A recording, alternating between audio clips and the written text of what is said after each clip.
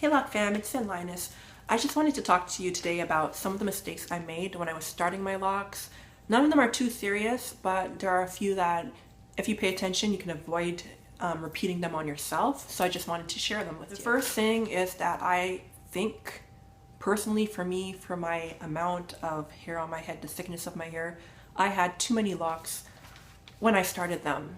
I started them big because I wanted a set of hair, to be honest, that looked exactly like Bronze Goddess 01 or 01. And then I just decided to make them smaller because I was so used to having smaller twists as I lose hair natural. And then afterwards I realized it was too much hair to like retwist, and I liked the look of freeform locks and thicker locks, so I had them combined by someone else, and it was just like a headache that didn't need to be there. If you have a lot of locks, it is a lot more maintenance, and it's just something that you should know going in. If you have a lot of hair, you're just gonna be reminded that you have a lot of hair every time you have to maintain it or retwist it or wash it. Or if you have less locks, it might be a little bit easier for you in the long run. So that's something to take into consideration. Something I thought that wouldn't matter to me when I started, but it's something that started to matter down the line. Another thing is interlocking.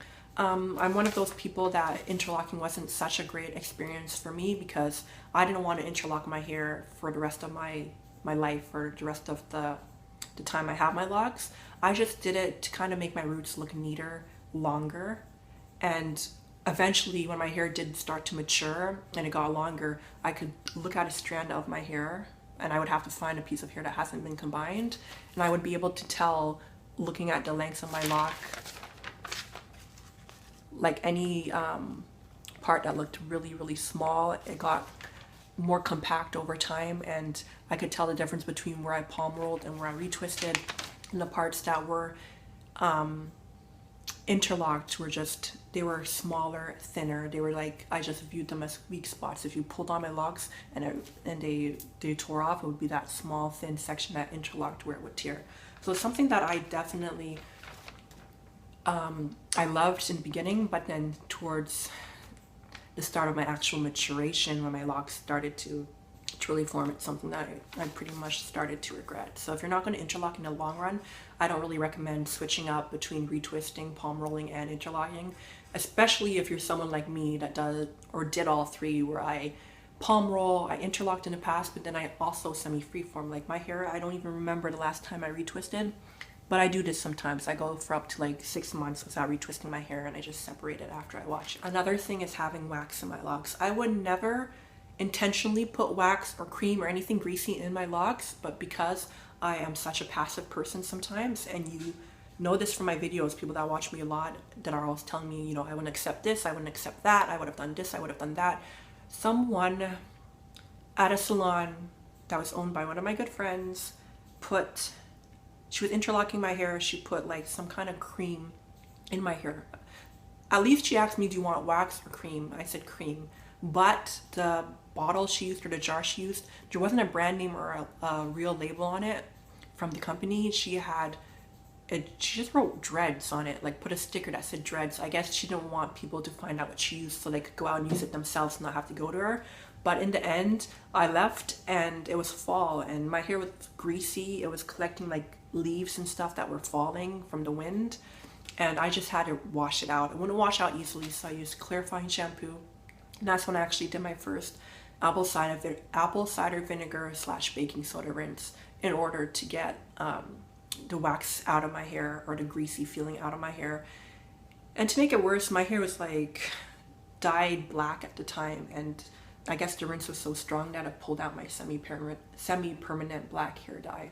But it's something that I really needed to do because I couldn't live with not getting it out fully, because I didn't want that residue or whatever product that was to be trapped in my locks permanently. Another thing I did was I compared myself to people too much in the beginning.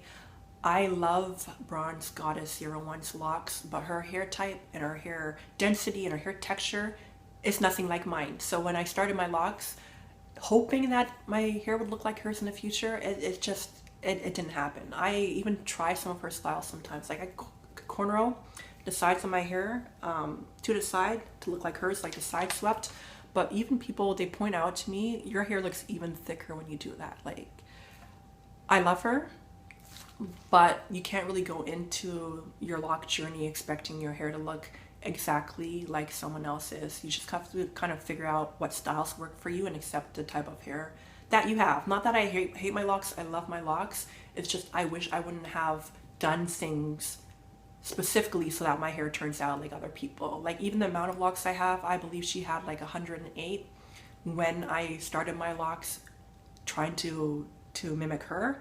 I have 169 right now. I had 208 at one time. For me to do a lot of like pipe cleaner curls and perm rod curls and the curls that she does, that's not realistic for someone with my amount of hair. So please don't compare yourself to someone else, whether they have more hair than you, less hair, longer hair, straighter hair. It's just going to make you insecure in the end if you don't learn to accept your own head. Another thing is I wouldn't have been such a product junkie. And when I say that, to be honest, I wasn't like a big product junkie like some loose naturals are. But when I kind of watched videos and found out people were using Talia Wajid Lock It Up, or there's another Talia Wajid product, like they were using these like higher end products. Like people were really into the Neutrogena residue free shampoo that was like $11 here in Canada, but just anything that was hard to find and pricey. Like when you look at the ingredient list, you don't have to go for a certain brand of product. Like if you know what type of ingredients you're looking for, something that's like free from silicone, paraben, wax, mineral oil, you can look on the back of something and find out if it's good or comparable. You don't have to lock yourself down and go on this like hunt for this product that you see on the internet when, you know, it's not all it might be you're able to recreate it. Just go for good products and not necessarily one specific brand of product. With my semi free-forming, or whatever you want to call it, there was one time I had been stretching maybe 4 months and I was washing my hair at my mom's house in the basement. I don't know why. And I had my head flipped over and I was shampooing it that way. And I think I used clarifying shampoo. And because I didn't pop my locks or separate my locks right away, they got really, really joined together and they were very hard to separate, to the point where I think there was some breakage or like thinning because my locks were still really small at the time. And I would always say nowadays that if you are semi-free-forming or if you don't plan on retwisting your hair, as soon as you come out of the shower, just take the time out and pop your locks. Don't let it go for like hours or a day where your hair is drying and matting together, because it's only going to be worse and you can end up damaging your locks or your roots that way. So pop your locks regularly as much as possible when you're semi-free-forming. And the last thing that I want to mention is when I started my locks, I was really self-conscious. I was just enrolling in hair school, so all these women were walking around with like freshly dyed hair, freshly cut hair, weaves. They looked on point all the time, and I had just started my locks and I never wanted someone to think that I just had a full head of twist that I didn't feel like retwisting.